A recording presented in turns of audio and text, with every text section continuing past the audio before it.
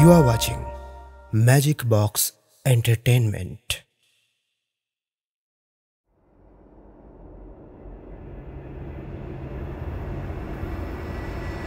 আপনাকে স্বাগত জানাই আমাদের গল্পের আসরে। আজ আপনারা শুনবেন হেমেন্দ্র কুমার রায় রচিত ভৌতিক গল্প মরার মৃত্যু। আমরা আপনাদের প্রতি সপ্তাহে নতুন নতুন গল্প শোনাই। এই আসরে আপনি নতুন হলে এক্ষুনি সাবস্ক্রাইব করুন আমাদের চ্যানেল। সঠিক সময়ে সব গল্পের আপডেট পেতে বেল আইকনটি ক্লিক করে রাখুন। শুরু হচ্ছে হেমেন্দ্র কুমার রায় রচিত ভৌতিক গল্প মরার মৃত্যু।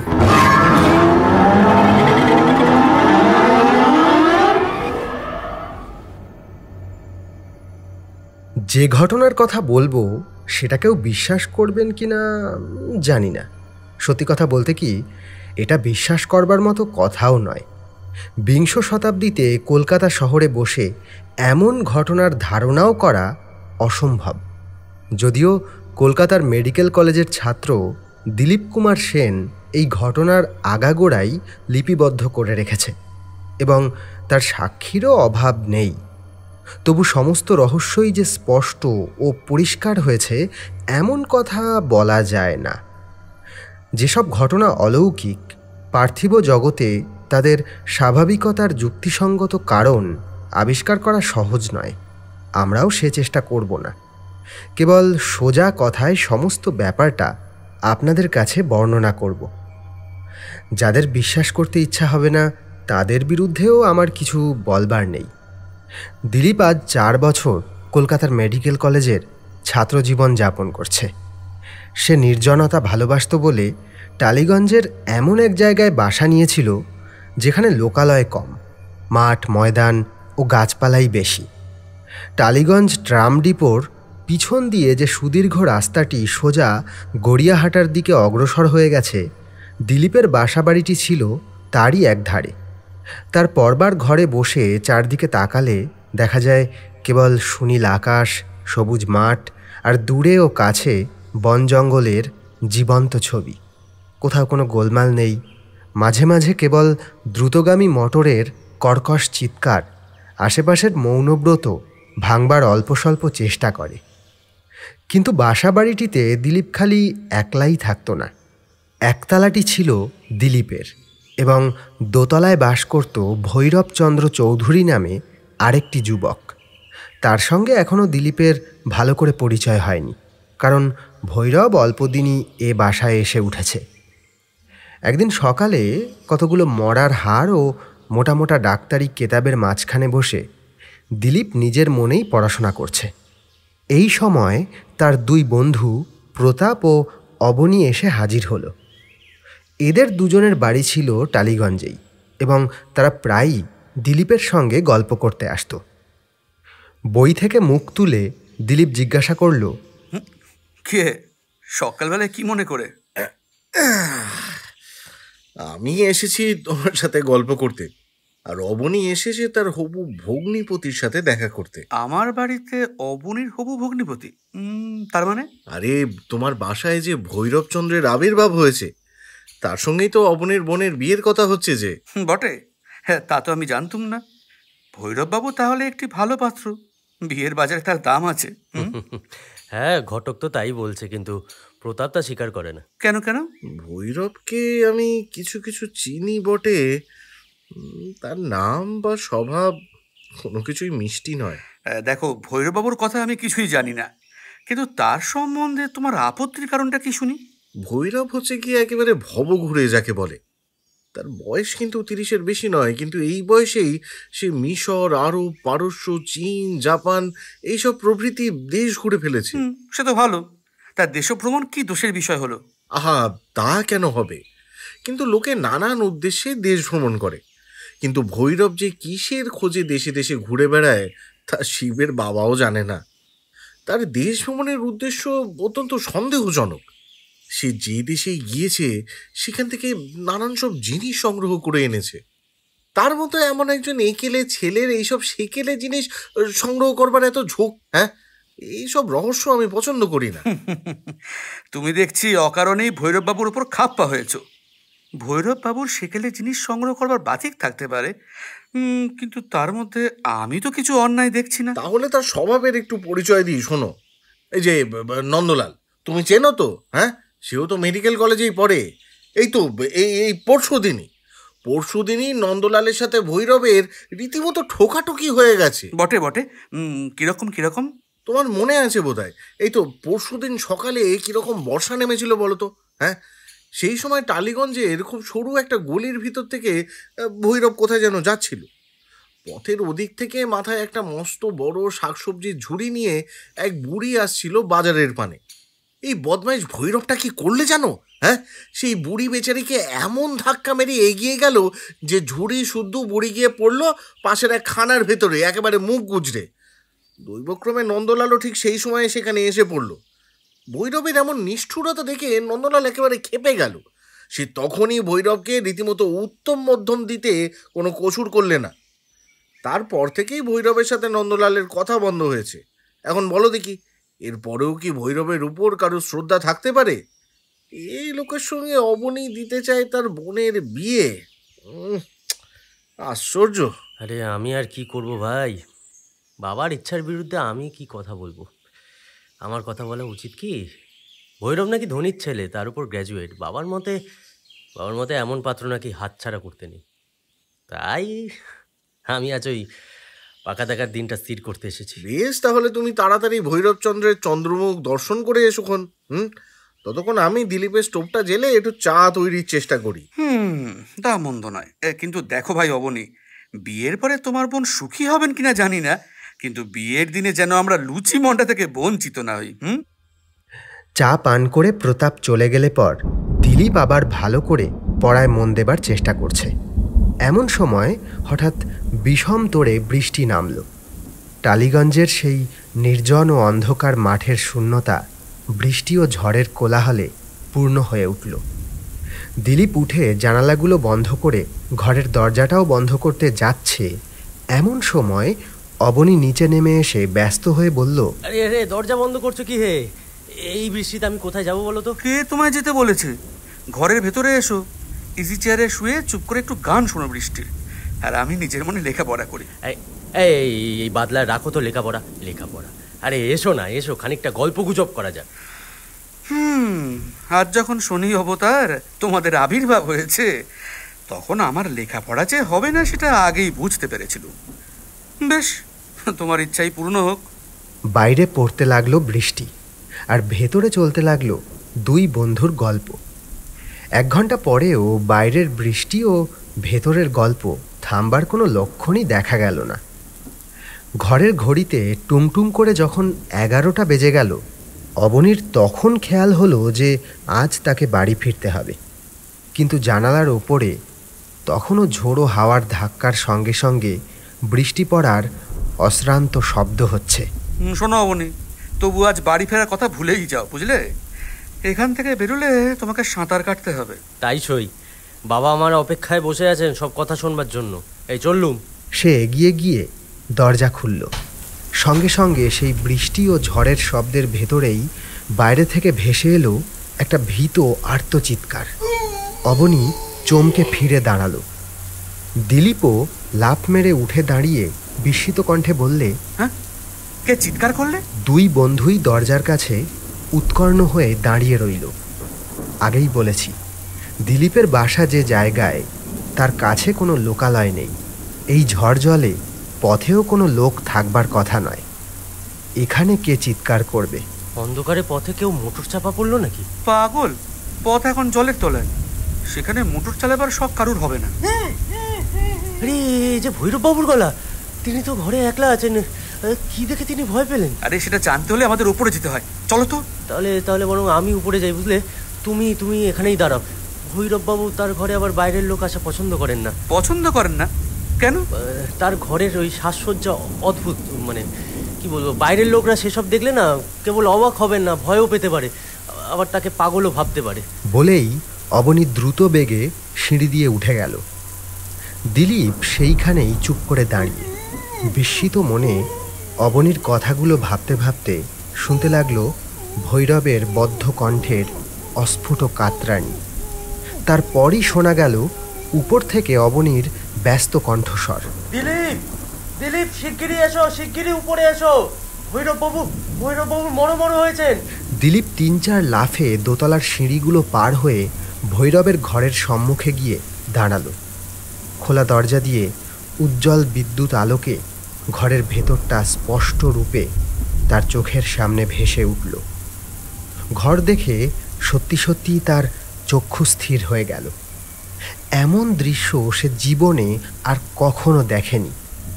পণ্ডিতরা প্রাচীন মিশরের মাটি খুঁড়ে অতীতের সমাধি মন্দির প্রভৃতি থেকে যেসব অদ্ভুত মূর্তি আবিষ্কার করেছেন, দিলীপ অনেক কেতাবে তাদের অসংখ্য ছবি দেখেছে।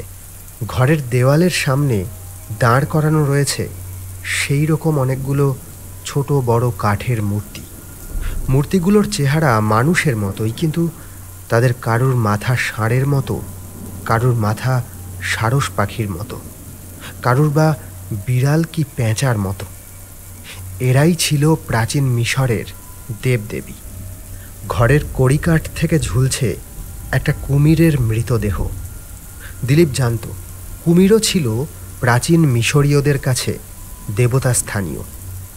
ঘরের মাঝখানে একটা বড় টেবিলের উপরে প্রাচীন মিশরের একটা কফিন বা মমির বাক্স, তার ডালা খোলা, এবং তারই ভেতরে দাঁড়িয়ে রয়েছে একটা মিশরী মমি বা মানুষের সুরক্ষিত মৃতদেহ। কলকাতার জাদুঘরে দিলীপ একটা মমি দেখেছিল। সেটা হচ্ছে কয়েক হাজার বছর আগেকার একটি মিশরীয় নারীর মৃতদেহ। সে মরাটার দেহ কলকাতার স্যাঁতস্যাঁতে আবহাওয়ায় এসে শীঘ্রই জীর্ণ হয়ে পড়েছে। তাই আগে সেটা দাঁড় করানো ছিল বটে, কিন্তু এখন তাকে শুয়ে রাখতে হয়েছে। জাদুঘরের ওই মমিটা হচ্ছে স্ত্রীলোকের মৃতদেহ। তার দেহের নানান জায়গা খসে পড়েছে, কিন্তু আজ সে চোখের সামনে প্রাচীন মানুষের যে সুরক্ষিত দেহটা দেখল, এটা পুরুষের দেহ, আর এমন পূর্ণাঙ্গ ও জীবন্তের মতো দেখতে যে তাকে মৃতদেহ বলে কল্পনা করাও অসম্ভব। যদিও হাজার হাজার বছরের মহিমায় তার গায়ের রং অস্বাভাবিক রূপে কালো হয়ে গিয়েছে, তার সমস্ত শরীর রীতিমতো অস্থিচর্মসার হয়ে গিয়েছে, তবু তার শুকনো বিভৎস মুখের দিকে তাকালে মন এক অপার্থিব ভয়ে পরিপূর্ণ হয়ে যায়। মমিটার ঠিক পায়ের তলাতেই ঘরের মেঝের উপরে লম্বা হয়ে পড়ে রয়েছে ভৈরবচন্দ্রের দেহ, এবং তার হাতে রয়েছে কোষ্ঠী ঠিকুজির মতো পাকানো একখানা আতখোলা লম্বা কাগজ। দিলীপ বুঝলে সেখানে হচ্ছে প্রাচীন মিশরের প্যাপিরাস পাতার পুঁথি। ভৈরববাবু আর বোধহয় বাঁচবেন না। দিলীপ হচ্ছে মেডিকেল কলেজের ছাত্র, এত সহজে কাতর হবার পাত্র নয়। সে ধীরে ধীরে এগিয়ে ভৈরবের পাশে গিয়ে বসে পড়ল এবং তার দেহটা পরীক্ষা করে বলল, ভয় নেই অবনী, ভৈরববাবু কেবল অজ্ঞান হয়ে গেছেন। তুমি এগিয়ে এসে এর পা দুটো ধরো, মাথার দিকটা আমি ধরছি। এখন চলো, একে এই সোফার উপরে শুয়ে দিতে হবে। আর ওই ওই ওই জলের কুচোটা নিয়ে আসো তো। ভৈরববাবুর মুখে আর বুকে জলে ঝাপটা দাও। কিন্তু এর দোষা এমন হলো কেন জানি না। ওই ঘরে এসে তোকে আমি এই অবস্থাতেই দেখেছি। এর বুক যেন হাঁপড়ের মতো উঠছে নামছে। বেশ বোঝা যাচ্ছে ভয়ানক কিছু থেকে ইনি ভীষণ ভয় পেয়েছেন। তাহলে তাহলে হয়তো যত নষ্টের গোড়া ওই মমিটা। মমি কিরকম? ওই যে কত হাজার বছরের পুরনো মরা দেখলে কার না ভয় হয়? হ্যাঁ, জ্যান্ত মানুষের পক্ষে এইসব ভুতুরে ব্যাপার নিয়ে ঘাটাঘাটি করা ভালো নয়। এই কিছুকাল আগে একে আরেকবার আমি এই অবস্থায় দেখেছিলাম। সেদিনও ওই ভুতুরে মূর্তিটা ওর পায়ের তলায় এইভাবেই অজ্ঞান হয়ে পড়েছিলেন। তাই নাকি? তাই মমিটাকে নিয়ে উনি করতে চানটা কি? কে জানে। ভৈরববাবুর মাথায় মনে হয় না ছিট আছে। এইসব জিনিস নিয়ে নাড়াচাড়া করাই হচ্ছে ওর বাতিক। আমি কতবার মানা করি, বলি যে জীবন্তের সঙ্গে মৃতের সম্পর্ক রাখা ভালোও নয়, উচিতও নয়। হ্যাঁ, শুনে উনি হাসেন আর বলেন, এ হচ্ছে আমার সব সাধনা। এই চুপ চুপ চুপ চুপ, রোগীর জ্ঞান ফিরে আসছে। ভৈরবের মুখ এতক্ষণ সাদা ফ্যাকাশে দেখাচ্ছিল, এইবারে তার উপরে একটু একটু করে রঙের আভাস ফুটে উঠছে। তার শ্বাস প্রশ্বাসও ক্রমে স্বাভাবিক হয়ে এলো। খানিক পরে সে চোখ খুলে ঘরের এদিকে ওদিকে তাকিয়ে দেখল। হঠাৎ তার চোখ পড়ল মমের দিকে। সঙ্গে সঙ্গে সে উঠে বসলো এবং তারপরেই এক লাফে এগিয়ে গিয়ে পাকানো প্যাপিরাস কাগজের সেই পুঁথিখানা তুলে নিয়ে তাড়াতাড়ি টেবিলের একখানা টানার ভেতরে পুড়ে ফেলল। তারপরে ফিরে দাঁড়িয়ে ক্রুদ্ধ স্বরে বলল, আমার ঘরে বাইরের লোক কেন? আপনাদের কি দরকার? দরকার আমাদের কিছুই নেই। আপনি চিৎকার করে কাঁদছিলেন, তাই শুনে আমরা এসেছি সাহায্য করতে, আর কিছুই নয়। ও এই যে দিলীপ বাবু, আমার এখন মাথা ঠিক নেই, কি বলতে কি বলে ফেলেছি। আপনারা আমাকে মাফ করবেন। হ্যাঁ, ভাগ্যিস আপনারা এসেছিলেন, নইলে নইলে কি যে হতো জানি না।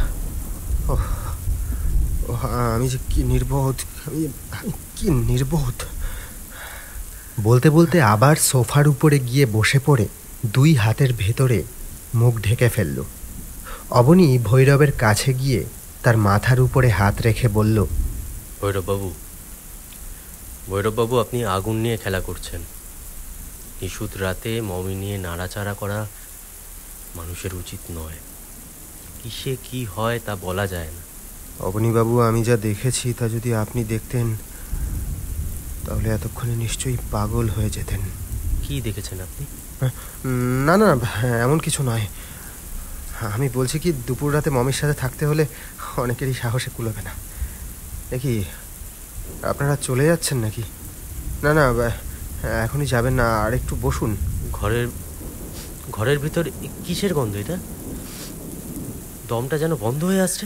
টেবিলের উপরের একটা পাত্র থেকে শুকনো পাতার মতো কি কতগুলো তুলে নিয়ে একটা জ্বলন্ত ধুনুচির ভিতরে নিক্ষেপ করে ভৈরব বলল, এ হচ্ছে মিশরী পুরুষদের পবিত্র ধুনো। আচ্ছা অবনীবাবু, আমি কতক্ষণ অজ্ঞান হয়েছিলুম? বেশিক্ষণ নয়, মিনিট 5-6 হবে। অচেতনতা হচ্ছে একটা অদ্ভুত জিনিস। অচেতনতার মধ্যে সময়ের মাপ নেই। অজ্ঞান হয়ে থাকলে কেউ বুঝতেই পারে না তার অসারতার মধ্যে দিয়ে কয়েক মুহূর্ত কি কয়েক সপ্তাহ কেটে গেছে। টেবিলের উপরে ওই যেমন মৃত মানুষটিকে দেখছেন, প্রাচীন মিশরে ও বেঁচে ছিল 4000 বছর আগে। কিন্তু কিন্তু ওকে যদি এখনই জাগাতে পারা যায়, ও হয়তো বলবে মিনিট খানেক আগেই ও বেঁচে ছিল। আচ্ছা দিলীপবাবু, এই মমিটা খুব চমৎকার না? পচা মরা কাটাই হচ্ছে দিলীপের ব্যবসা। নরদেহের নারী নক্ষত্র তার জানা আছে। মমিটার সামনে গিয়ে দাঁড়িয়ে সে তাকে ভালো করে আবার দেখতে লাগলো। তার দেহের মাংস শুকিয়ে গিয়েছে বটে, কিন্তু কোথাও কোনো অঙ্গ প্রত্যঙ্গের অভাব নেই। হাড়ের উপরে চামড়া এখনো টাইট হয়ে চেপে আছে। দুই কানের উপরে রুক্ষ ঝাঁকড়া চুলগুলো এখনো ঝুলে রয়েছে। কোটরের ভিতরে বাদামের মতো দুটো তীক্ষ্ণ চোখ এখনো স্পষ্ট দেখা যাচ্ছে। ভৈরব উঠে দাঁড়িয়ে মমির কপালের কোঁচকানো চামড়ার উপরে হাত রেখে বলল, এই প্রাচীন ভদ্রলোকের নাম আমি জানি না। একে আমি কিনেছিলাম একটা নিলাম থেকে। আচ্ছা, জ্যান্ত অবস্থায় লোকটি বোধহয় খুব জোয়ান ছিল। খালি জোয়ান নয়, অধিকায়। মাথায় এই লোকটি 6 ফুট 7 ইঞ্চি উঁচু। এর হাড়গুলো কীরকম চওড়া দেখুন। এ যদি এখন জ্যান্ত হয়ে ওঠে তাহলে গায়ের জোরে আমরা কেউ এর সঙ্গে জুঝতে পারবো না। ভৈরব বেশ সহজভাবেই কথা বলবার চেষ্টা করছিল বটে, কিন্তু দিলীপ স্পষ্ট বুঝতে পারলে তার মনের ভেতরটা এখনও ভয়ে থমথম করছে। তার হাত কাঁপছে, তার ঠোঁট কাঁপছে এবং তার চোখের দৃষ্টি কেবলই থেকে থেকে সেই মমিটার মুখের দিকে ফিরে যাচ্ছে। তবু তার ভয়ের ভেতর থেকেও যেন একটা আনন্দের আভাসও ফুটে উঠছে। বিষম বিপদের মধ্যেও যেন সে আবিষ্কার করেছে কোনো সফলতার কারণ। দিলীপকে দরজার দিকে অগ্রসর হতে দেখে ভৈরব বললে, আপনিও কি এখনই যাবেন? আর একটু থাকবেন না? আর থাকা অসম্ভব, আমার পড়া এখনো শেষ হয়নি। অবনীবাবু, আপনি? না, আমিও আর থাকতে পারবো না, রাত অনেক হলো। জানালা খুলে বাইরের দিকে তাকিয়ে ভৈরব বলল, আচ্ছা চলুন অবনীবাবু, আপনাকে খানিক এগিয়ে দিয়ে আসি। দিলীপ বুঝল ভৈরব এখন এ ঘরে একলা থাকতে রাজি নয়। কিন্তু কেন? নিজের ঘরে তার ভয় কিসের?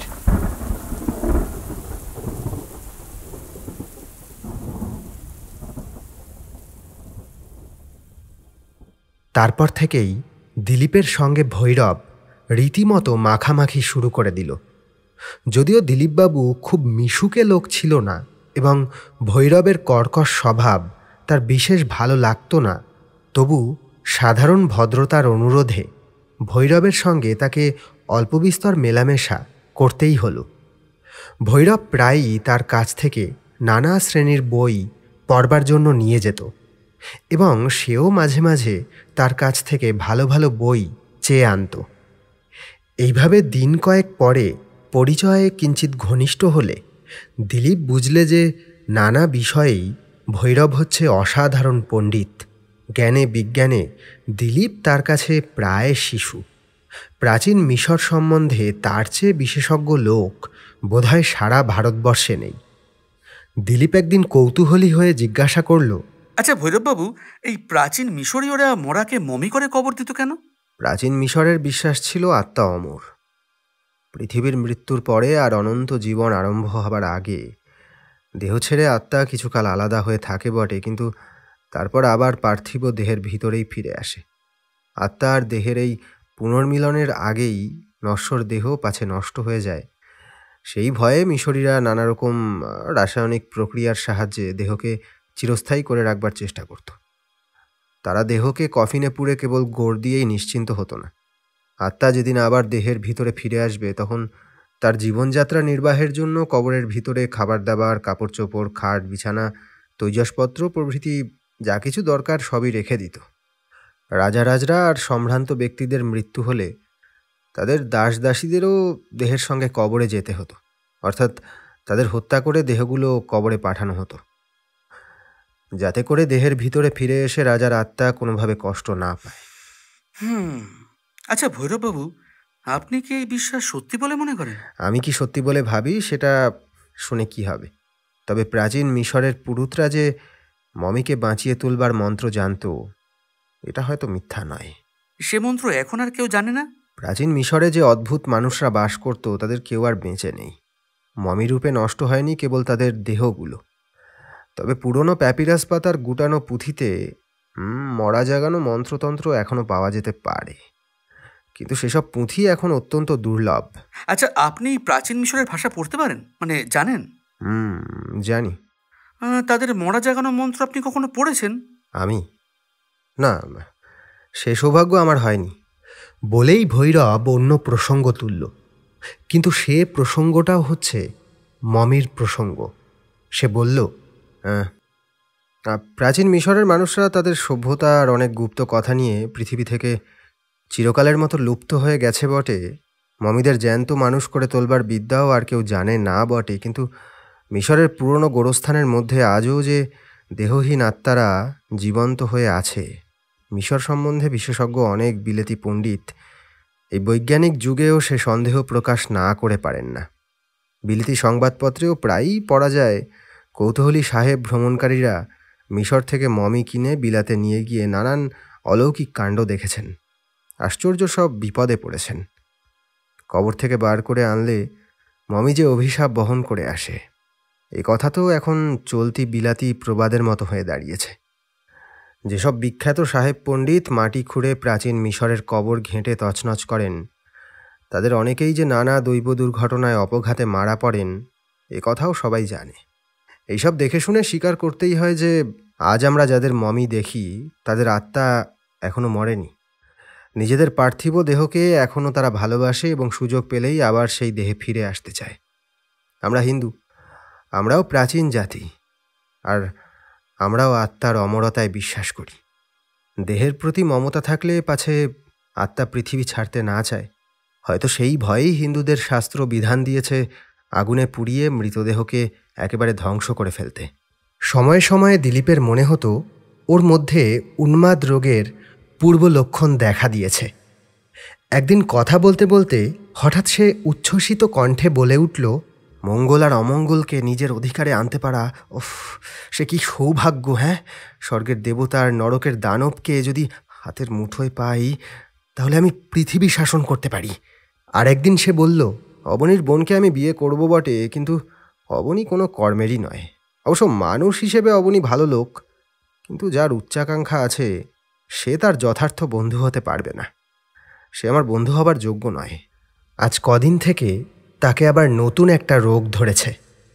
দিলীপ নিচে থেকে প্রায়ই শুনতে পায় উপরের ঘরে একলা বসে ভৈরব নিজের সঙ্গে নিজেই কথা বলে। গভীর রাতে দিলীপ পড়াশোনা করছে।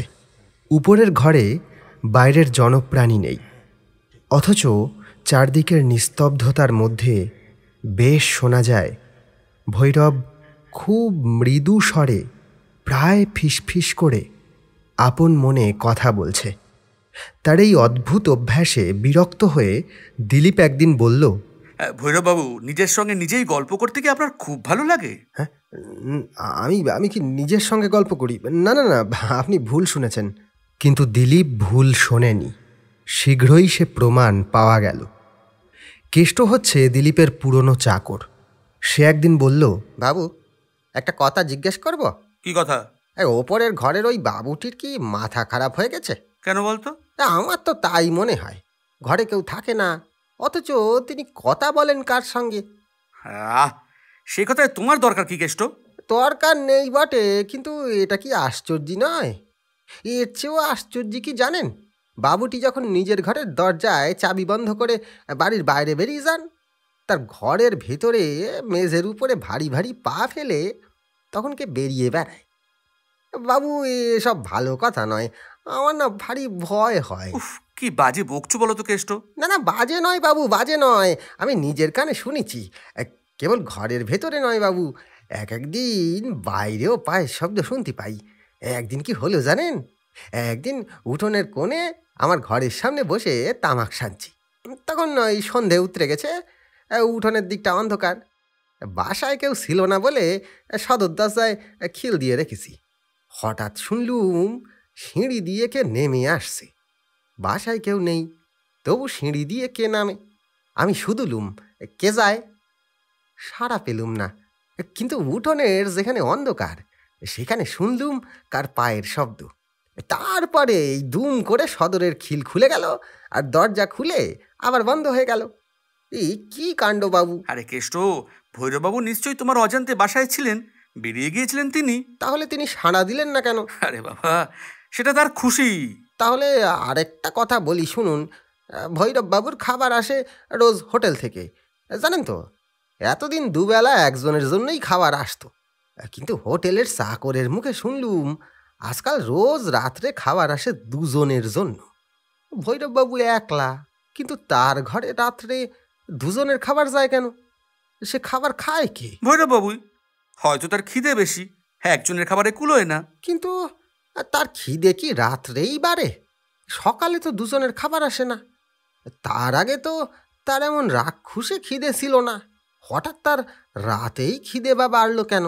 হ্যাঁ, যখন থেকে আশ্চর্যি পায়ের শব্দ পাচ্ছি, তার খিদে বেড়েছে তখন থেকেই। কেষ্ট, তুমি না একটা রাবিশ। হ্যাঁ, বিশ্বাস করছেন না, কি আর বলবো। এই বলে কেষ্ট চলে গেল। দিলীপ অবাক হয়ে ভাবতে লাগলো, আচ্ছা, ভৈরব যখন ঘরে থাকে না, তখন কে সেখানে চলাফেরা করতে পারে? ভৈরব কি তার ঘরের মধ্যে অন্য কোনো লোককে লুকিয়ে রেখেছে? কে সে? আর লুকিয়ে বা থাকবে কেন? আজ কেষ্ট যে এই দুজনের খাবারের কথা বললে, সেটাই বা কি ব্যাপার? যদি ধরি ভৈরবের ঘরে কেউ লুকিয়ে আছে আর দুজনের খাবার আসে সেই জন্যই, তাহলেও রোজ সকালেও দুজনের খাবার আসে না কেন? সকালে সে কি উপোস করে থাকে? এসব যে ধাঁধার মতো গোলমেলে কাণ্ড। কেষ্টকে ঠাট্টা করে উড়িয়ে দিলুম বটে, কিন্তু আমাকেও যে বেশ ভাবিয়ে তুললে ব্যাপারটা। সে রাত্রে ভৈরব নেমে এসে দিলীপের সঙ্গে গল্প করছিল। কথা বলতে বলতে দিলীপ স্পষ্ট শুনতে পেল দোতলার ঘরের মেঝে কার পদশব্দে কেঁপে কেঁপে উঠছে। কে যেন ভারী ভারী পা ফেলে পায়চারি করে বেড়াচ্ছে। তারপরেই দুম করে উপরের দরজার আওয়াজ। ভৈরববাবু, আপনি শুনতে পেয়েছেন? কি আপনার দরজা খুললো কি বন্ধ করলো, একটা আওয়াজ আসলো না?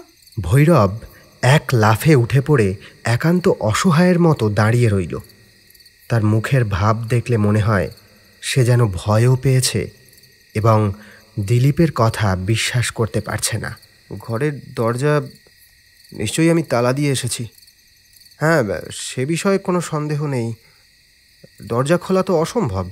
না না, শুনুন ভৈরববাবু, শুনুন, সিঁড়ির উপরে পায়ের শব্দ শুনতে পাচ্ছেন?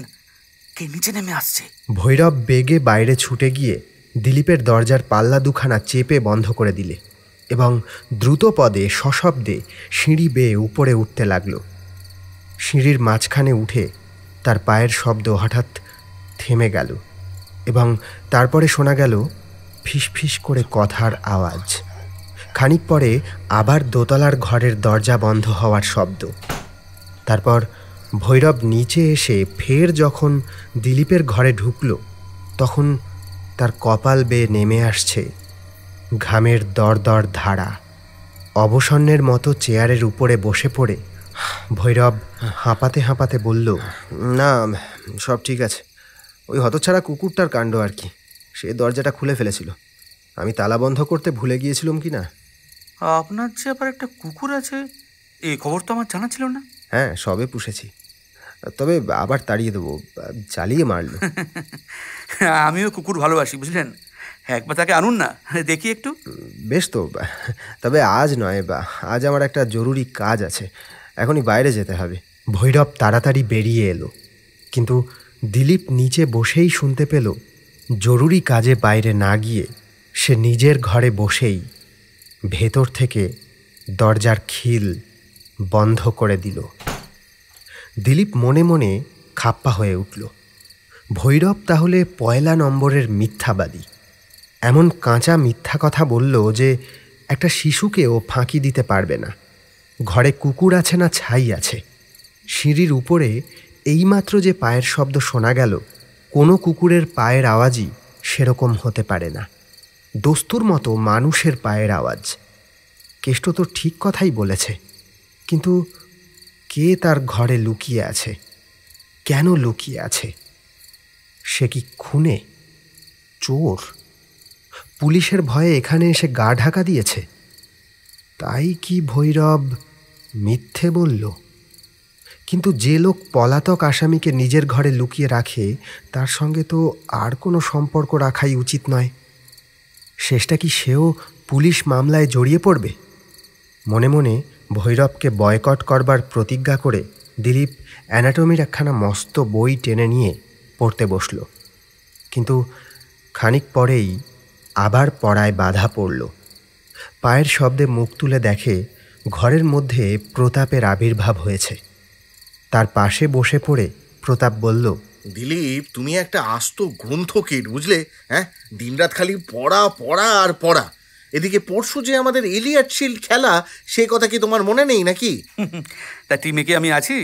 আরে নিশ্চয়ই আছো। হ্যাঁ, সিলেকশন তো আজই হয়ে গেছে। তুমি খেলবে রাইট লাইনে। কাল মাঠে গিয়ে প্র্যাকটিস করে এসো কিন্তু। হ্যাঁ, যাবো, কিন্তু আজ বিদায় হও দেখি, আমাকে পড়তে দাও। আর কোনো খবর নেই তো? হ্যাঁ, একটা খবরও আছে। এই তোমাকে সেদিন নন্দলাল আর ভৈরবের ওই ঝগড়ার কথা বলেছিল, হ্যাঁ মনে আছে তো? কাল নন্দলাল ভীষণ বিপদে পড়েছিল। তা কি বিপদ? নন্দলাল কাল মাঠের রাস্তা দিয়ে এই সন্ধ্যের সময় বাড়ি ফিরছিল। এমন সময় হঠাৎ কে যেন তাকে আক্রমণ করে। কে আক্রমণ করে? সেইটে বলাই তো মুশকিল। নন্দলালের মতে সে মানুষ নয়। অবশ্য তার গলায় নখের আঘাতে যে গভীর ক্ষত হয়েছে, মানুষের পক্ষে সেরকম ক্ষত করা সম্ভব নয়। তবে তবে কি বলতে চাইছো নন্দলালের ঘাড়ে ভূত চেপেছিল? তোমরা না। আরে ধুত, কে বলছে তা? ভূত কিছু নয়। আমার বিশ্বাস চিড়িয়াখানা থেকে কোনো খেলাওয়ালা আর তার দল ওরাং ওটাং কি শিম্পাঞ্জির মতো বড় জাতের বানর বেরিয়ে পড়েছে, বুঝলে। এ কীর্তি তারই। নন্দলাল রোজই ওই পথ দিয়ে ঠিক ওই সময় বাড়ি ফেরে। সেখানে পথের উপরেই একটা ঝাঁকড়া বটগাছ অন্ধকার সৃষ্টি করে ঝুঁকে পড়েছে। নন্দলাল যখনই তার তলা দিয়ে আসছিল, ঠিক তখনই সেই অজানা জীবটা তার ঘাড়ের উপরে ঝাঁপিয়ে পড়ে। নন্দলালের বিশ্বাস সেই গাছের ডাল থেকেই তার কাঁধে অবতীর্ণ হয়েছিল। সে পিঠের উপরে পড়ে জিভটা দুই হাতে তার গলা প্রাণপণে চেপে ধরল। নন্দলালের মনে হচ্ছিল কেউ যেন ইস্পাতের ফিতে দিয়ে তার গলা চেপে ধরেছে। সে কিছুই দেখতে পায়নি, কেবল সেই ভীত হাত দুখানা তার গলার চারিদিকে চাপের উপর চাপ দিতে থাকে। প্রাণের ভয়ে সে আকাশ ফাটানো আর্তনাদ করে ওঠে এবং তার চিৎকার শুনে দুজন লোকও ছুটে আসে। তাদের দেখেই সেই জীবটা চিতাবাঘের মতো ক্ষিপ্র বেগে একটা পাঁচিলের উপর লাফ মেরে অদৃশ্য হয়ে যায়। নন্দলাল শুধু অনুভব করেছে একজোড়া লৌহ হস্তের মৃত্যুবাঁধন আর একটা মস্ত বড় অপচ্ছায়া। এছাড়া সে কিছুই জানে না। আরে দেখো গিয়ে, হয়তো সে কোনো খুনে ডাকাতের হাতে পড়েছিল। হতে পারে, কিন্তু নন্দলাল বলে তা নয়। তার মতে যে তাকে আক্রমণ করে গলা টিপে ধরেছিল তার হাত দুখানা বরফের মতো কনকনে ঠান্ডা, কোনো জীবনের স্পর্শই নেই। নিশ্চয়ই এটা তার মনের ভ্রম, কিন্তু বেচারি ভয়ে একেবারে মুষড়ে পড়েছে। হ্যাঁ, ভালো কথা, তোমার বন্ধু ভৈরবচন্দ্র নন্দলালকে যেরকম ভালোবাসে, বোধহয় এই খবরটা শুনলে আনন্দে নৃত্য করতেই থাকবে। আমি তাকে খুব চিনি, সে কোনো শত্রুকেই ক্ষমা করে না। অতএব সাবধান, কোনোদিনও তাকে ঘাটিও না। আমি তাকে ঘাটাবো কেন? সে আমার মিত্রও নয়, শত্রুও নয়, তার সঙ্গে আমার সামান্য পরিচয় হয়েছে। আরে তাকে আমার ঘাটানোর দরকারই বাকি। তোমার কথা তুমিই বুঝবে, আমি শুধু বলে খালাস। এইবার শুধু এইটুকুই মনে রেখো যে তার কাছ থেকে যত তফাতে থাকবে ততই ভালো। এই বলে প্রতাপ ঘর থেকে বেরিয়ে গেল। দিলীপ আবার পড়ায় মন দেওয়ার চেষ্টা করল, কিন্তু তার মন এমন চঞ্চল হয়ে উঠেছে যে ডাক্তারি কেতাবের কোনো কথাই সে যেন দেখতে পেল না। থেকে থেকে তার মন ছুটে যাচ্ছে দোতলার ওই বিচিত্র ঘরের অদ্ভুত লোকটির কাছে, যার চারিদিকেই রয়েছে অজানা রহস্যের এক মায়াময় অপার্থিবতা। তারই ফাঁকে ফাঁকে তার বিস্মিত চিত্ত নন্দলালের উপরে এই আশ্চর্য আক্রমণ নিয়ে আলোচনা করবার জন্য ব্যস্ত হয়ে উঠল। ওই ভৈরবের স্বভাব আর নন্দলালের উপরে এই আক্রমণ, এদের মধ্যে নিশ্চয়ই কোনো যোগাযোগ আছে, কিন্তু কী সে যোগাযোগ ভাষায় স্পষ্ট করে তা প্রকাশ করা যায় না। দিলীপ তার ডাক্তারি বইখানা একদিকে ছুঁড়ে ফেলে দিয়ে বিরক্ত স্বরে বলে উঠল, ধত্তরি, চুলায় যাক ভৈরব আর তার বীজকুটে মমি, তার জন্য আজ আমার পড়াই হলো না। আর কেবল এই জন্য ভবিষ্যতে তার সঙ্গে আর কখনো মেলামেশা করবো না আমি। 10 দিন কেটে গেল। দিলীপ তার মরা কঙ্কাল আর ডাক্তারি কেতাব নিয়ে নিজের বিদ্রোহিতার বিরুদ্ধেই জোর করে এমন ব্যস্ত হয়ে রইল যে ঘরের বন্ধ দরজায় মাঝে মাঝে ভৈরবের করাঘাত শুনেও সাড়া দেবার নামটি করল না। সে এসেই হয়তো সেকেলে মিশর আর তার গুপ্ত রহস্য নিয়ে এমন সব আজগুবি গালগল্প জুড়ে দেবে যে শুকনো ডাক্তারি কেতাবের সমস্ত কথাই ভুলে যেতে হবে। একদিন সে বাইরে বেরোবার উদ্যোগ করছে, এমন সময় তার খোলা দরজা দিয়ে দেখতে পেল তার বন্ধু অবনী অত্যন্ত উত্তেজিতভাবে দালানের উপরে নেমে এলো এবং তার পিছনে পিছনে ছুটে এলো রুদ্রমূর্তিতে ভৈরবচন্দ্র। ভীষণ ক্রোধে তার মুখ হয়ে উঠেছে হিংস্র জন্তুর মতো কদাকার। ভৈরব সাপের মতো ফোঁস করে বলে উঠল, নির্বোধ, এর প্রতিফলন পাবি। যা হয় হবে, কিন্তু তোমার সঙ্গে আজ থেকে সব সম্পর্ক আমি তুলে দিলুম। আমি আর তোমার কোনো কথাই শুনবো না। বেশ বেশ, শুনো না, কিন্তু তুমি যা প্রতিজ্ঞা করেছো সেটা মনে রেখো। হ্যাঁ হ্যাঁ, প্রতিজ্ঞা আমি রাখবই, কারুকে কোনো কথা বলবো না। কিন্তু কিন্তু শুনে রাখো, এরপরে তোমার সঙ্গে আমার বোনের বিয়ে দেওয়া অসম্ভব। তার চেয়ে আমার বোনকে গঙ্গার জলে ডুবিয়ে মারবো। আমি আর তোমার মুখও দেখতে চাই না। এই বলেই অবনী হনহন করে দালান পেরিয়ে বাইরে বেরিয়ে চলে গেল।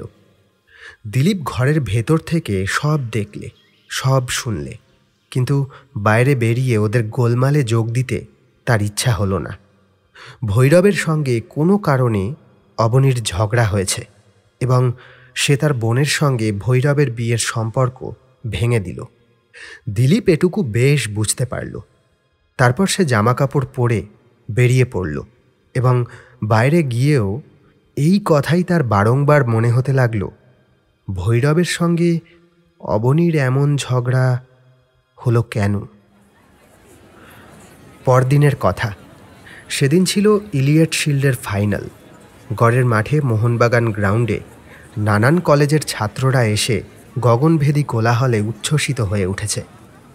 দিলীপদের কলেজের সঙ্গেই আজ মেট্রোপলিটন কলেজের প্রতিযোগিতা।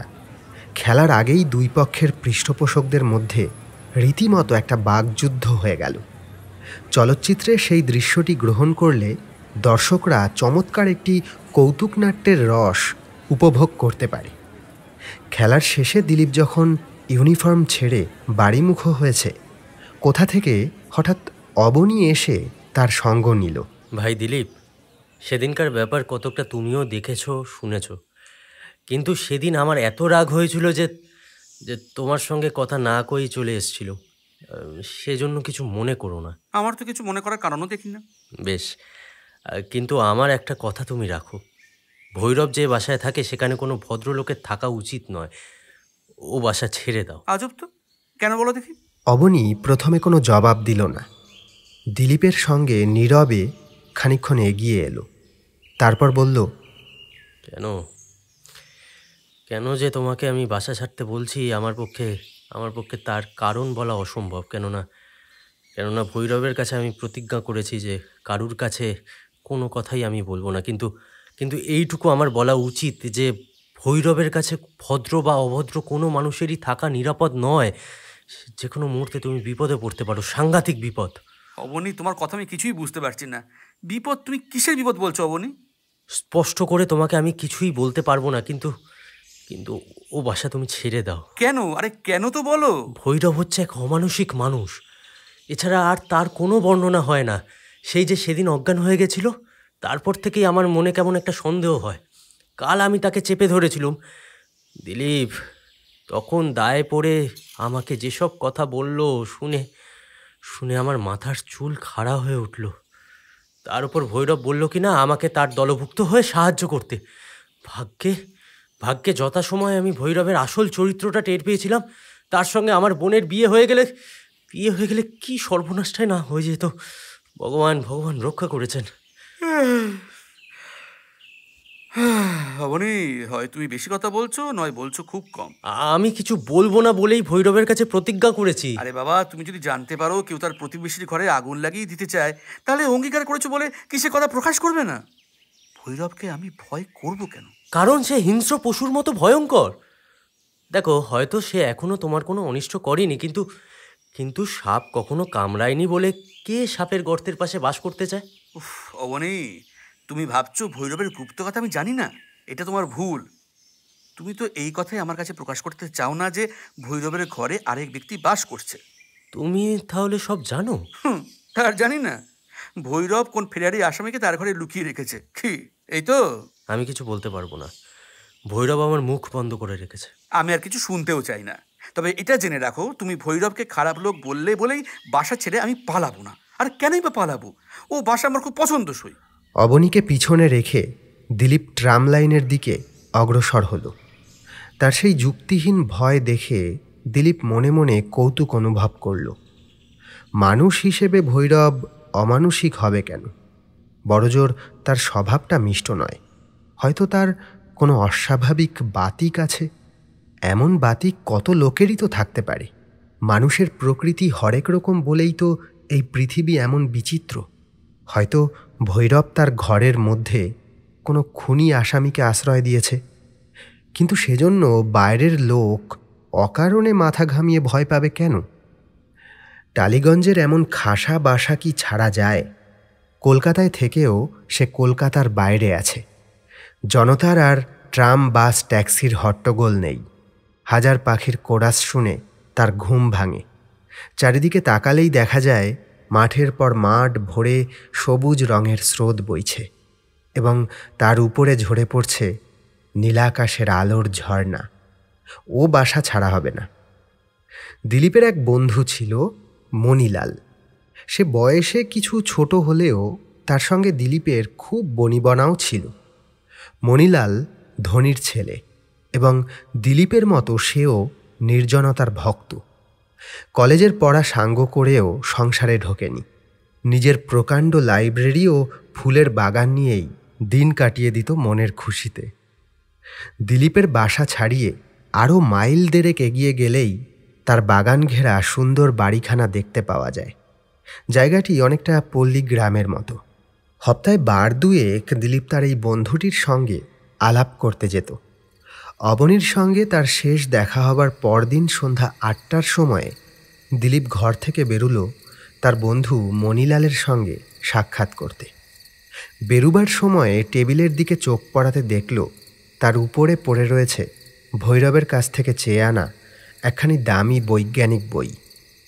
দিলীপের মনে হলো ভৈরবের সঙ্গে সে আর মেলামেশা করতে চায় না বটে, কিন্তু তার বইখানি ফিরিয়ে দেওয়া উচিত। বইখানি তুলে নিয়ে সে দোতলার সিঁড়ি ধরে উপরে উঠল।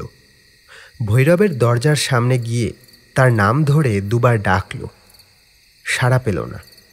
দরজা ঠেলতেই খুলে গেল। উঁকি মেরে দেখল ঘরের ভিতরে ভৈরব নেই। ভাবলে ভালোই হলো, ভৈরবের সঙ্গে আর কথা বলতে হলো না। বইখানা ঘরের ভিতরে রেখে চুপি চুপি চলে যাই। সে ঘরের মধ্যে ঢুকল। ল্যাম্পটা কমানো রয়েছে বটে, কিন্তু আবছা আলোয় ঘরের সব দেখা যাচ্ছে। সমস্ত ঘরখানার মধ্যে যেন এক অজানা অলৌকিক রহস্য স্তম্ভিত হয়ে আছে। আলোকের অল্পতায় তার ভিতরে এসে দাঁড়ালেই বুকের ভিতরে জেগে ওঠে কেমন একটা অস্বস্তি। দিলীপ এধারে ওধারে চোখ ফিরিয়ে দেখল।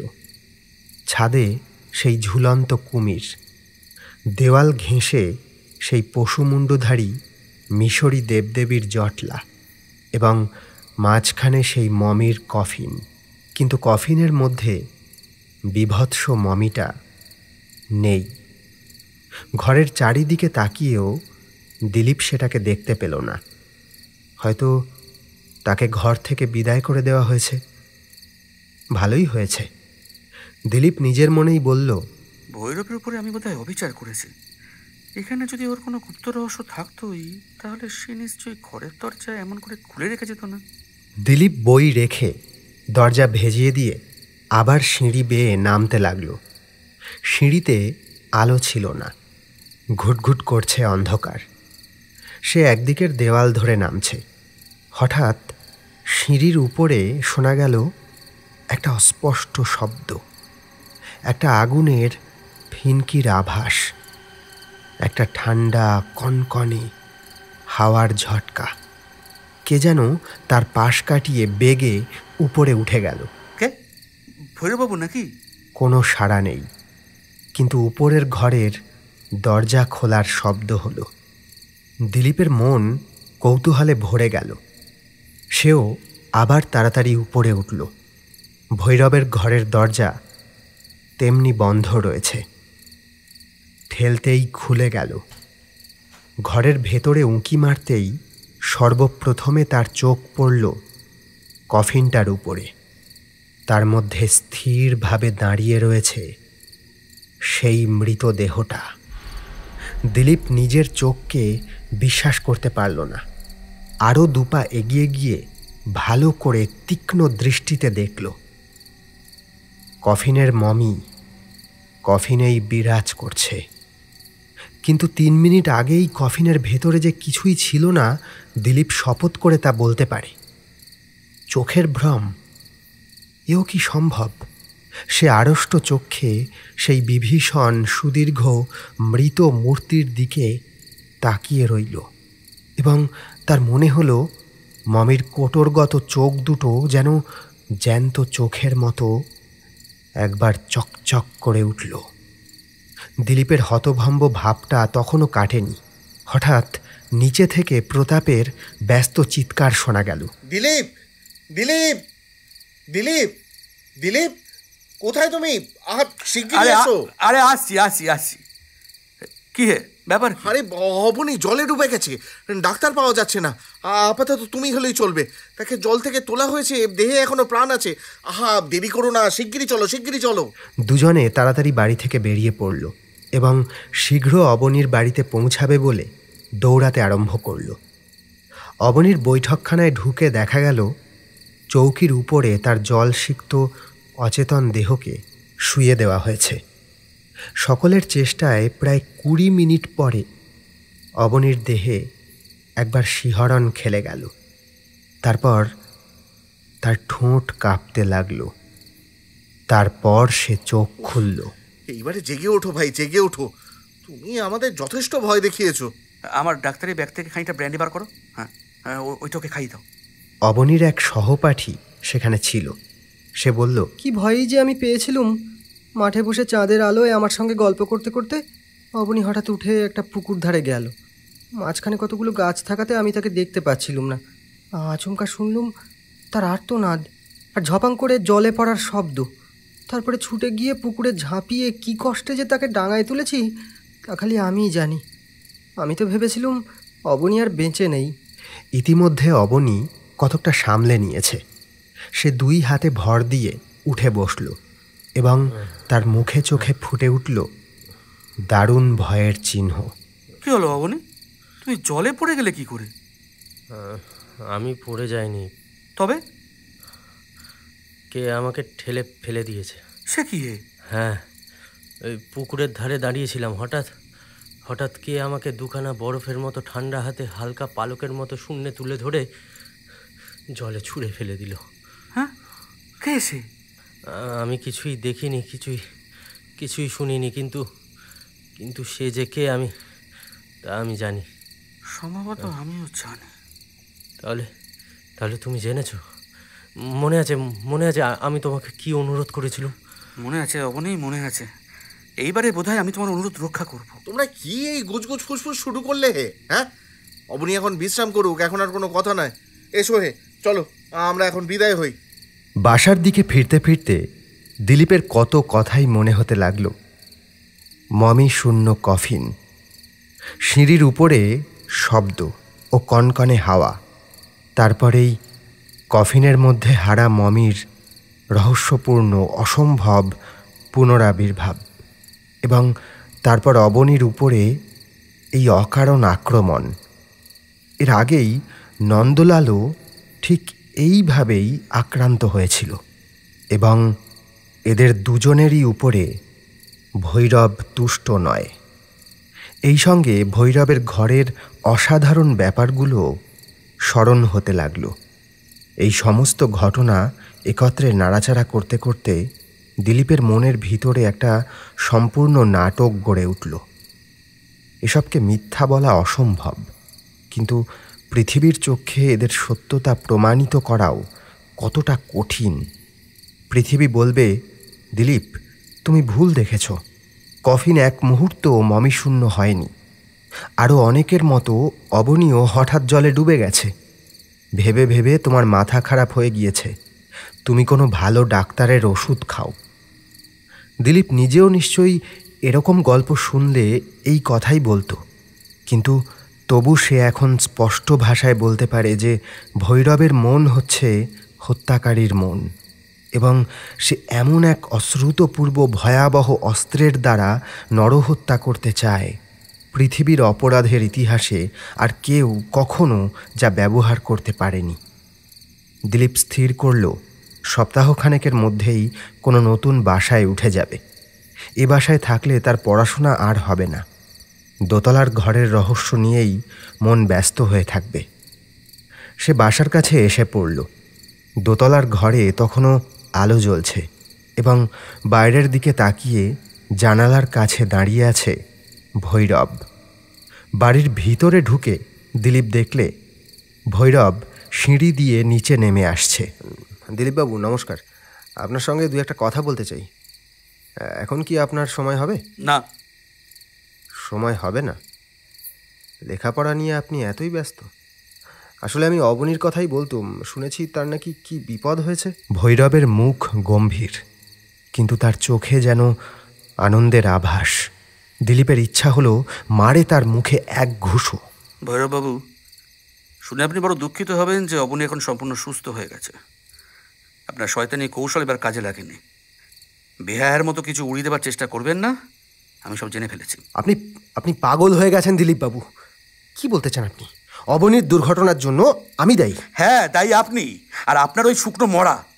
ভৈরববাবু, সেকাল হলে না আপনাকে হয়তো জীবন্ত পুড়িয়ে মারা হতো, কিন্তু ভুলে যাবেন না একালেও ফাঁসি কাট আছে। এই টালিগঞ্জ যদি আর কোনো লোক এইভাবে আক্রান্ত হয়ে প্রাণ হারায় না, তাহলে আমি, হ্যাঁ আমি আপনাকে পুলিশের হাতে সমর্পণ করব। মিশরি মরার খেলা বাংলাদেশে না চলবে না, বুঝেছেন? মানে আপনাকে শীঘ্রই পাগলাগারদে পাঠাতে হবে মনে হচ্ছে। আচ্ছা, দেখা যাবে আমি পাগলাগারদে যাই নাকি আপনি ফাঁসি কাটে দোল খান। বলেই দিলীপ নিজের ঘরে ঢুকে দৌড় বন্ধ করে দিল। পরদিন সন্ধ্যায় দিলীপ স্থির করল আজ মণিলালের সঙ্গে দেখা করতে যাবে। পথে বেরিয়ে পিছন ফিরে দেখলে উপরের আলোকিত ঘরের জানালায় ভৈরব আজও দাঁড়িয়ে রয়েছে মূর্তির মতো। সে দাঁড়িয়ে দাঁড়িয়ে বোধহয় তাকেই দেখছিল। তার পাপ সংসর্গ থেকে তফাতে এসে দিলীপ একটা স্বস্তির নিঃশ্বাস ফেলে বাঁচল। দূরে তালকুঞ্জের মাথার উপর থেকে চাঁদ যেন সকৌতুকে পৃথিবীতে নিরীক্ষণ করছে এবং হালকা বাতাসে ভেসে আসছে শান্ত সন্ধ্যার একটি স্নিগ্ধ গন্ধ। জ্যোৎস্নায় স্বপ্নময় নীল সাগরে যেন কোনো পরিপুরীর উদ্দেশ্যে চলেছে ছোট ছোট মেঘের তরণী। দুই পাশে মাঠের জনশূন্য উন্মুক্ততা নিয়ে এগিয়ে চলল দিলীপ মনের আনন্দে। তখন জনমানবের সাড়া নেই। প্রায় আধ ঘন্টা পর দেখা গেল খানিক তফাতে মণিলালের বাড়ির জানালাগুলো আলোকে সমুজ্জ্বল হয়ে রয়েছে। হঠাৎ দিলীপের কি মনে হলো, একবার ফিরে পিছন পানে তাকিয়ে দেখল চাঁদের কিরণে ধবধবে পথটি একটি চওড়া শুভ্র রেখার মতো অনেক দূরে অস্পষ্টতার মধ্যে হারিয়ে গেছে, কিন্তু তারই উপর দিয়ে অভিশপ্ত অপচ্ছায়ার মতো কি একটা দ্রুত বেগে এগিয়ে আসছে। দিলীপের বুক ছ্যাঁত করে উঠল। কি ও মানুষ, কি লম্বা আর কালো দেহ! শুভ্র পথের জ্যোৎস্নাকেও ও যেন কলঙ্কিত করে তুলছে। ওর চোখ দুটো যেন দপদপ করছে। প্রত্যেক পদক্ষেপের তালে তালে হাড়গুলো বেজে উঠছে খড়মড় করে, যেন ওর সারা দেহের সঙ্গেই মাংসের কোনো সম্পর্ক নেই। কি অস্বাভাবিক ওর গলা, যেন একটা বাঁখাড়ির উপরে বসানো আছে মুন্ডুটা। ভয়াবহ, সাক্ষাৎ মৃত্যুর মূর্তি ঝড়ের মতো ছুটে আসছে শিকারের দিকে। দিলীপ আর দাঁড়ালে না, মণিলালের বাড়ির দিকে প্রাণপণে ছুটতে লাগলো। কণ্ঠে তার আর্ত চিৎকার, পিছনে মৃত্যু পিশাচ, সামনে আলোকোজ্জ্বল জীবনময় অট্টালিকা।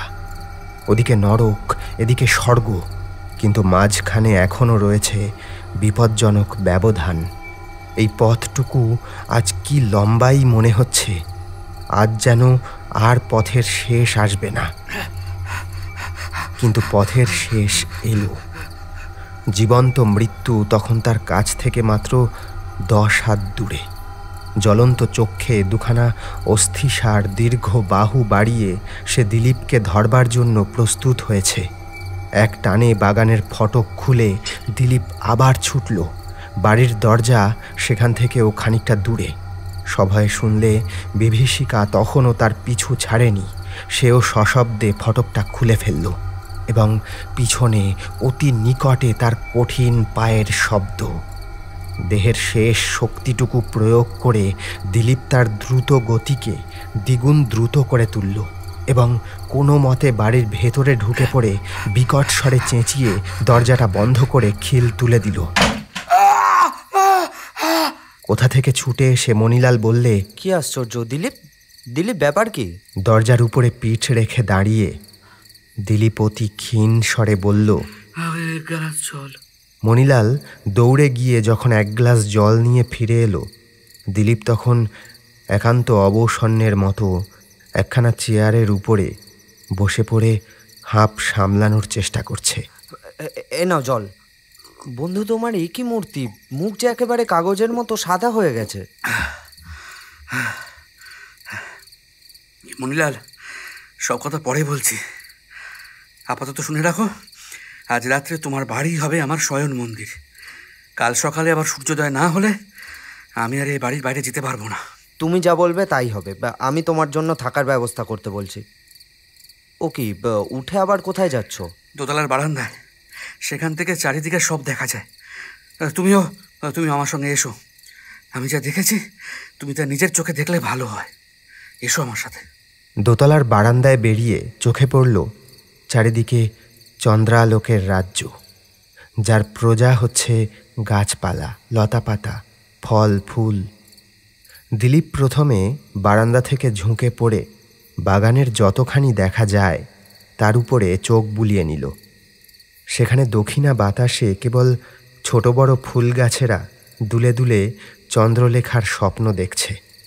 তারপর সে মাঠের দিকে এবং সুদীর্ঘ সাদা ফিতার মতো মেঠো পথের দিকে তীক্ষ্ণ দৃষ্টিতে তাকিয়ে দেখল। সেখানেও জনহীন পূর্ণ শান্তির মধ্যে ঘুমিয়ে রয়েছে সুমধুর জ্যোৎস্না। কাছে বা দূরে জীবন্ত কোনো প্রাণীর ছায়া পর্যন্ত দেখা গেল না। দিলীপ, তুমি কি সিদ্ধি খেয়ে দুঃস্বপ্ন দেখে ভয় পেয়েছো? এখানে এসে কাকে তুমি খুঁজতে চাও? আরে সে কথা তোমাকে বলছি, কিন্তু কোথায় সে গেল? কোথায় লুকলো? হ্যাঁ, ওই দেখো মহিলাল, ওই দেখো পথটা যেখানে মোড় ফিরেছে ওইখানে তাকিয়ে দেখো। বলেই সে উত্তেজিতভাবে মণিলালের বাহু সজোরে চেপে ধরল। হ্যাঁ হ্যাঁ, আমি দেখতে পাচ্ছি। আমাকে দেখাবার জন্য এত জোরে আমার হাত ধরার দরকার নেই। হ্যাঁ, ওখান দিয়ে কেউ যাচ্ছে বটে, কোনো মানুষ। দেখলে মনে হয় সে রোগা, কিন্তু ঢ্যাঙা, খুব ঢ্যাঙা। বেশ তো, পথ দিয়ে মানুষ যাচ্ছে, আর মানুষেরা চিরকাল পথ দিয়েই যায়, কিন্তু সেজন্য তোমার এত বেশি ভয় পাওয়ার কারণ কি? মণিলাল, কারণ কিছুই নেই, তবে ওই মূর্তিটাই আমাকে ধরবার জন্য পিছনে তাড়া করেছিল। আচ্ছা, তোমার বৈঠকখানে চলো, সব কথা আমি সবিস্তারে তোমাকে বর্ণনা করছি। তুমি এসো আমার সঙ্গে। দুজনে আবার নেমে বৈঠকখানায় এসে বসল। প্রচুর আলোকে আনন্দময় সেই সাজানো ঘরের একখানা চৌকির উপরে বসে দিলীপ একেবারে গোড়া থেকে শুরু করে শেষ পর্যন্ত সমস্ত ঘটনা একে একে মণিলালের কাছে বর্ণনা করে গেল। ছোটোখাটো খুঁটিনাটি পর্যন্ত বাদ দিল না। কাহিনী শেষ করে সে বলল, হ্যাঁ মণিলাল, এই হচ্ছে আমার অভিশপ্ত অভিজ্ঞতার ইতিহাস। এই কাহিনী অসম্ভব বটে, কিন্তু প্রত্যেক বর্ণই সত্য।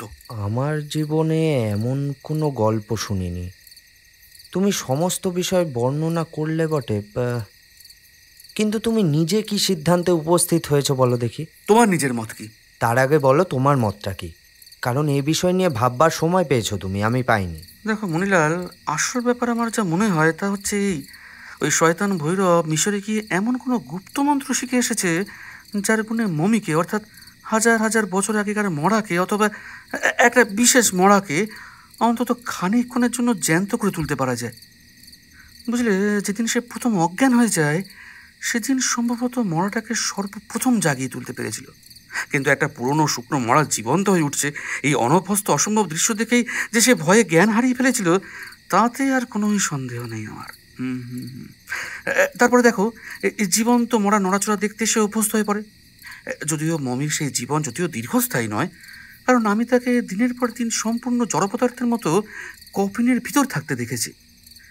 কিন্তু এক অপার্থিব অদ্ভুত শক্তির অধিকারী হয়ে ভৈরব বুঝলে যে মরার সাহায্যেও সে মনের মতো কার্য সফল করতে পারে, কারণ এটা হচ্ছে মানুষের মরা। অতএব জ্যান্ত হলে তার মানসিক বুদ্ধি আর শক্তিও ফিরে পায়। হ্যাঁ দেখো মণিলাল, নন্দলালের উপরে ভৈরবের রাগ ছিল, তার উপরে সে প্রথম পরীক্ষা করলে। তারপরে নতুন ক্ষমতা পেয়ে আনন্দে অধীর হয়ে সে অবনীকেও নিজের দলে টানবার চেষ্টা করলো। তো অবনী হচ্ছে ভিন্ন ধাতুতে গড়া, এসব অন্যায় ভুতুরে ব্যাপারে সে যোগ দিতে চাইল না। ভৈরবের সঙ্গে তার ঝগড়া বাঁধল।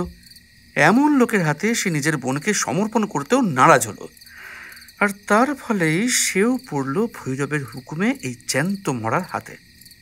কিন্তু আগে নন্দলাল, তারপরে অবনী যে প্রাণের প্রাণে কোনো রকমের রেহাই পেলে, সেটা হচ্ছে দৈবের মহিমা। নইলে ভৈরবের উপরে আজ দুটো নরহত্যার চাপ পড়তো। যাই হোক, তারপরে সে যখন টের পেলে যে আমিও তার গুপ্ত কথা জেনে ফেলেছি, তখন আমাকেও সে তার পথ থেকে সরিয়ে নিশ্চিন্ত হতে চাইলে। আমি যে এখানে আসবো সেটা জানতই, দিলে তার মমিকে লেলিয়ে।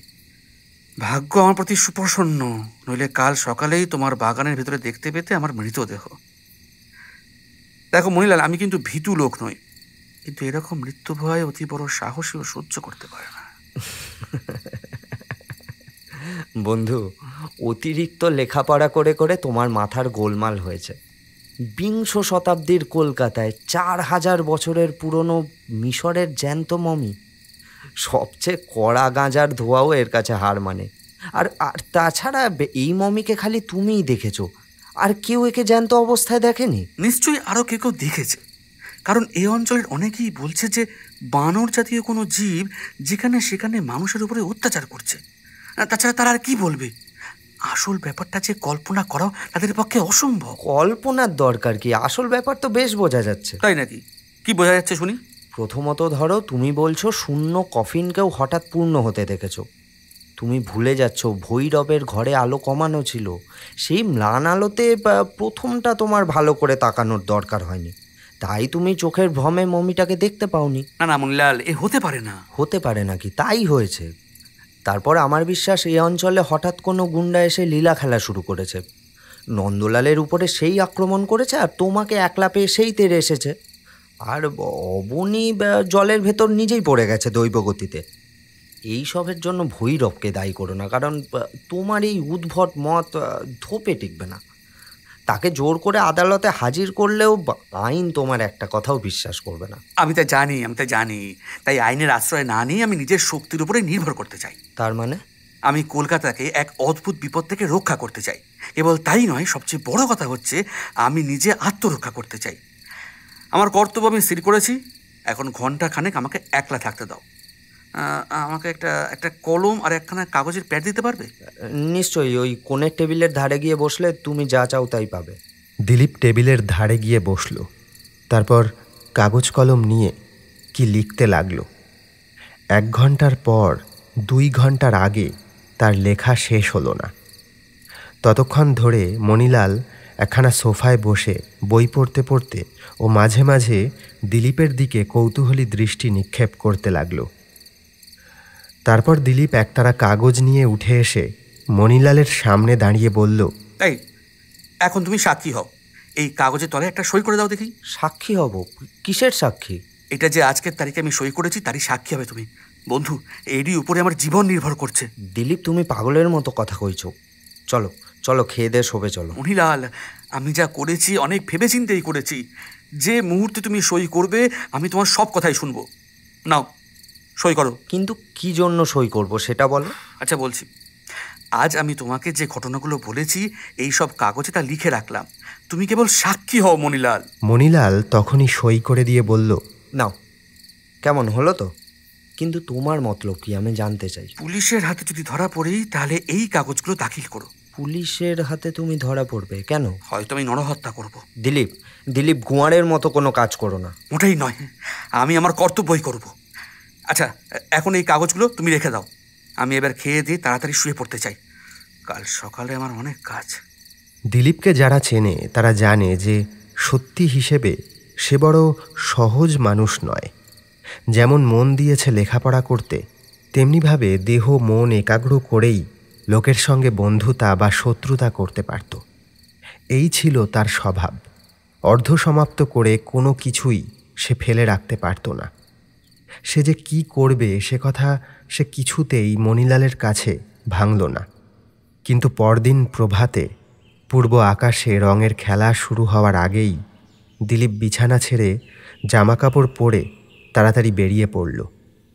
এই তো সেই চিরপরিচিত বিহঙ্গ কলরোল ও তরু মর্মরে সঙ্গীতময় পথ আর মাঠ, কিন্তু অবর্ণনীয় বিভীষিকার চলন্ত ছায়াকে বুকে করে রাতে ওরাই কি ভয়ঙ্কর হয়ে উঠেছিল।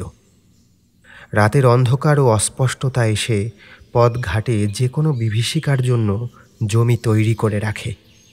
তাই হঠাৎ কোনো একটা গাছের ডাল নড়লে বা পেঁচা ডেকে উঠলে বা বাদুর ডানা ঝটপট করলে মানুষের বুকও ছমছম করতে থাকে।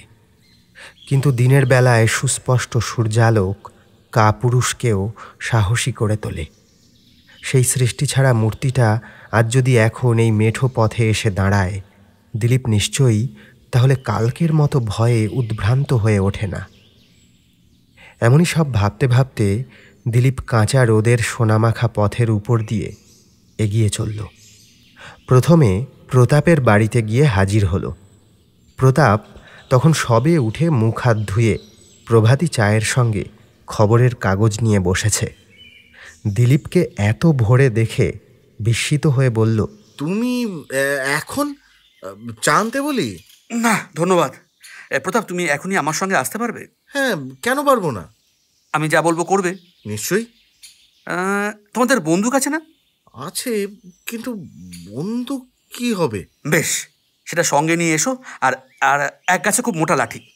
বাঘ মারা যায় এমন লাঠি আমি তোমায় দিতে পারি, কিন্তু এত অস্ত্র শস্ত্র কেন? হ্যাঁ, যুদ্ধে যাত্রা করবে নাকি? দেয়ালের ওপরে ওই যে বড় রামদাখানা টাঙানো রয়েছে, ওখানেও চাই। ও বাবা, এই যে একেবারে কুরুক্ষেত্রের আয়োজন। আরো কিছু চাই নাকি? কামান টামান কিছু? না না না না, আপাতত দরকার হবে না। তোমাকেও দরকার হতো না, কিন্তু পাছে একজনের বেশি লোক আমাকে আক্রমণ করে, সেই ভয় তোমাকে নিয়ে যাচ্ছি। শোনো, আমরা কেউ শিশু নই, কেউ আক্রমণ করলে নিশ্চয়ই লড়াই করতে পারবো। কি বলো? পারা তো উচিত, কিন্তু এখন বীর দর্পে কোন দিকে যাত্রা করতে হবে সেটা তো বলো। ফোর্ট উইলিয়ামের দিকে কি? না, আমার বাসার দিকে। তোমার বাসার দিকে? অর্থাৎ ভৈরবের বাসার দিকে। কিন্তু সেই জন্য এইসব সরঞ্জামের প্রয়োজন কি?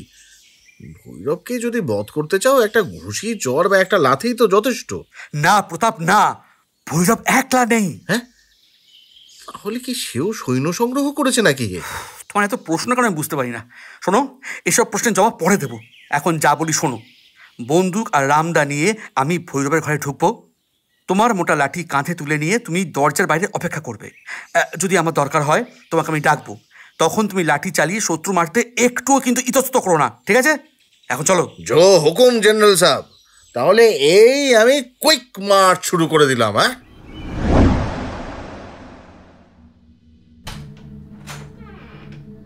ভৈরব টেবিলের সামনে বসে এক মনে কি লিখছিল। দরজা খোলার শব্দে মুখ তুলে দেখলে দিলীপ ঘরে ঢুকে আবার দরজা ভেজিয়ে দিয়েছে। তার পিঠে বাঁধা বন্দুক, হাতে রামদা। প্রথমটা সে হতভম্বের মতো ফ্যালফ্যাল করে তাকিয়ে রইল। তারপর বিষম রাগে তার কপালের শিরাগুলো ফুলে উঠল। দিলীপ কফিনটার দিকে তাকিয়ে দেখল। নিঃসার মৃত্যুর আড়ষ্টতা নিয়ে প্রাচীন মিশরবাসী সেই সুদীর্ঘ মানবের মৃতদেহটা কফিনের ভিতরে দাঁড়িয়ে রয়েছে। তার কোটরগত চক্ষে আজ জাগ্রত দৃষ্টির এতটুকু আভাস নেই। তার মাংসহীন বিবর্ণ চামড়া ঢাকা অস্থিসার দেহের উপরে শত শত শতাব্দীর কুৎসিত জীর্ণতা মাখানো। লম্বা হাত দুখানা অনাবশ্যক উপসর্গের মতো একান্ত অসহায়ভাবে দেহের দুই দিকে ঝুলছে, যদিও তার কাঁকড়ার দাঁড়ার মতো বাঁকানো নিষ্ঠুর হাতের আঙুলগুলো দেখলে মন যেন দমে যায়। কিন্তু 4000 বছরের ওই পুরনো শুটকো মরা যে আবার ওই কফিন ছেড়ে পৃথিবীর সবুজ মাটির উপরে পদচালন করতে পারে, এমন সম্ভাবনার কথা শুনলে পাগলও বোধহয় অবিশ্বাসের হাসি হেসে উঠবে। দিলীপ একখানা চেয়ার টেনে নিয়ে বসে পড়ে যেন নিজের মনেই বলল, দেখছি ধনুচিতে আজ ধনুও পুষছে না, প্যাপিরাস পুঁথির মন্ত্র কেউ পড়ছে না, জন্তুমুখ দেবতাদের পুজোর আয়োজন নেই, মমিরও ঘুম এখনো ভাঙেনি। দিলীপবাবুর বোধহয় ভ্রম হয়েছে। এটা তার নিজের ঘর নয়। দিলীপবাবুর ভ্রম হয়নি। তিনি যে একটা হত্যাকারীর আস্তানে এসেছেন এই জ্ঞান তার আছে। আচ্ছা, আমি যদি এখন ফোন করে পুলিশ ডাকি, তাহলে ঘরে ঢুকে তারা কি দেখবে? শান্তিপ্রিয় গোবেচারা ভৈরবের হাতে রয়েছে মাত্র একটি ফাউন্টেন পেন আর মহাবীর দিলীপবাবুর পৃষ্ঠদেশে বাঁধা দোনালা বন্দুক, আর হাতে চকচক করছে মস্ত খাঁড়া। বেশ, তাহলে সমান সমান করে নেওয়া যাক। এই পিঠের বন্দুকে আমি হাতে নিলাম, আর রামদা উপহার দিলুম তোমাকে। কি এইবারে তুমিও সশস্ত্র হলে তো? টেবিলের উপরে স্থাপিত রামদার দিকে স্থির দৃষ্টিতে তাকিয়ে ভৈরব বলল, তারপর রামদার সঙ্গে কি বন্দুকের যুদ্ধ হবে? রামদা নিয়ে তুমিও উঠে দাঁড়াও, তারপর ওই মমিটাকে কেটে টুকরো টুকরো করে ফেলো।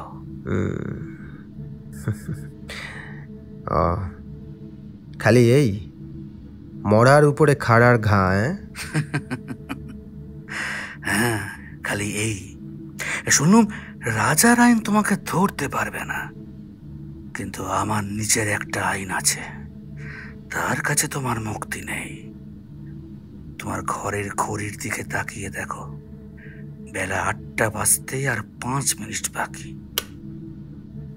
এই আমি বন্দুক তৈরি রাখলাম। 5 মিনিটের মধ্যে তুমি যদি ওই মমিটাকে কেটে টুকরো টুকরো করে না ফেলো, বন্দুকের গুলিতে আমি তোমার গুলি উড়িয়ে দেব। তুমি আমাকে খুন করবে? হ্যাঁ। কি কারণে? তোমার শয়তানির জন্য। ভৈরব, 1 মিনিট গেল। কিন্তু কি শয়তানি আমি করেছি? বলা বাহুল্য, তুমিও জানো আমিও জানি। এ হচ্ছে ধাপ্পা দিয়ে ভয় দেখানো। 2 মিনিট কাটলো। তোমার ধাপ্পায় আমি ভয় পাবো না। তুমি হচ্ছে পাগল, বিপজ্জনক পাগল। তোমার কথায় নিজের সম্পত্তি আমি নষ্ট করব কেন? ওটি একটা মূল্যবান মমি। শোনো, তোমাকে ওটা কেটে খান খান করে আর পুড়িয়ে ফেলতে হবে। আমি এসব কিছুই করব না। 4 মিনিট কাটলো। দিলীপ বন্দুক তুলে তার নলটা ফেরালো ভৈরবের দিকে। তার মুখে দৃঢ় প্রতিজ্ঞার ভাব। ভগবানের নামে শপথ করছি, 8টা বাজলেই আমি তোমাকে পাগলা কুকুরের মতো গুলি করে মারবো, আর এর জন্য আমি ফাঁসি যেতেও রাজি। কি হলো, এখনো উঠলে না? ঘড়িতে 8টা বাজছে। বেশ, তবে তবে মরো। দিলীপ ঘোড়ার উপরে আঙুল রাখল। ভৈরব উঠে পড়ে ভয়ার্ত মুখে বলল, রক্ষা করো, রক্ষা করো। আমি তোমার কথা মতোই কাজ করব। আমার বলেই সে তাড়াতাড়ি রামদা তুলে নিয়ে মমের গলার উপরে এক কোপ বসিয়ে দিল। কাটা মুন্ডুটা খটাস করে মাটির উপরে পড়ে গেল। তারপর মরার উপরে কোপের পর কোপ পড়তে লাগলো।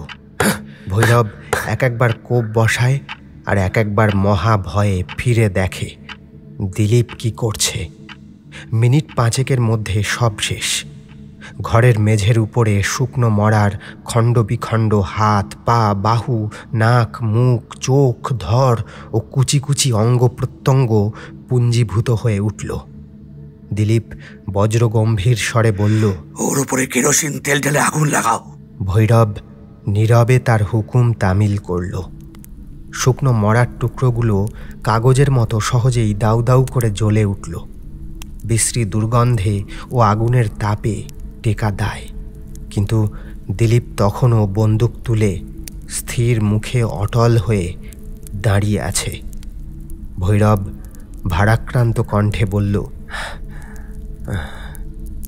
কেমন হয়েছে তো? না, বার করো তোমার সেই মন্ত্র লেখা প্যাপিরাস পাতার পুঁথি, আর সেটাও আগুনে ফেলে দাও। না না না না না, তার থেকে আমাকে বঞ্চিত করো না দিলীপবাবু। আপনি কি রত্ন নষ্ট করতে চাইছেন আপনি জানেন না। সে পুঁথি জ্ঞানের আধার, তেমন পুঁথি পৃথিবীতে আর নেই। ভৈরব, পোড়াও সেই পুঁথি। দিলীপবাবু আমার কথা শুনুন। পুঁথিখানা পোড়াতে বলবেন না। এই পুঁথি আমাদের দুজনের সম্পত্তি হয়ে থাক। ওর সব কথা আমি আপনাকে নিজে শিখিয়ে দেব। তাহলে আমরা দুজনেই হব বিশ্বজয়ী। টেবিলের কোন টানায় পুঁথিখানা আছে দিলীপ তা জানত। সে এগিয়ে গিয়ে সেখানা টেনে বার করল। ভৈরব হাউমাউ করে উঠে তার হাত থেকে সেখানা কেড়ে নিতে এলো, কিন্তু দিলীপ এক ধাক্কায় তাকে সরিয়ে দিয়ে পুঁথিখানা আগুনের মধ্যে নিক্ষেপ করল। পুঁথিখানা যখন পুড়ে একেবারে ছাই হয়ে গেল, দিলীপ ফিরে হাসি মুখে বলল, ভৈরব চন্দ্র, এখন তুমি হলে নির্বিষ সাপের মতো, আর আমার এখানে কোনো কাজ নেই। বিদায়।